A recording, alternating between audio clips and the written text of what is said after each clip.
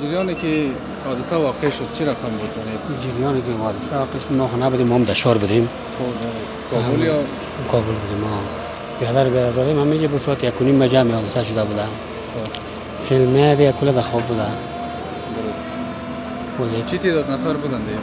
تقریبا تعدادش که زیاد باشه 45 نفر بوده که 20 نفر یا 19 نفر. همه اتاقا بودن؟ همه اتاقا بوده، منزل پایین. اینا چطور که نجات نیافتن؟ یعنی نجات خبر نشدن دیگه، خواب بودن. همه خواب بودن. همه خواب بودن اومدن. قراره که گفتم میشه میگه این منطقه باران نشد، منطقه دیگه باران شده و باران شده بوده، کمتون اونجا قرقور الماسک میزده بوده. دیگه خوب بودن، هم تو تقدیر الهی که رفته بوده.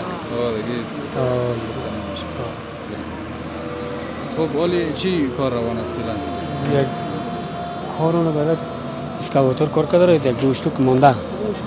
دو طفل؟ دو طفل خود. چی تعداد کسا از اینجا زنده برآمدن، نجات پیدا کردن؟ زنده تقریبا یک 17 نفر زنده برآمده و هم زده بودن. کجا هستن؟ و بعد شفاخانه است، بعد میده و برن. ضرورت عاجلشون چی است؟ همین که دفعتاً چی ضرورت دارن؟ دفعتاً یا یک مولات در داره که کمک شما برای شما عجو صبر نصیب کنه. شما در این حادثه بودین؟ نه ما زیادی مشاور بودیم. نبودیم؟ نه نبودیم، مشاور بودیم.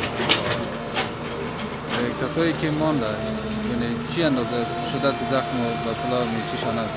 جراحتشان؟ زخمی خود کم از 1 3 4 5 نفرشون زخمی از دیگرشون خوب حسابی بود.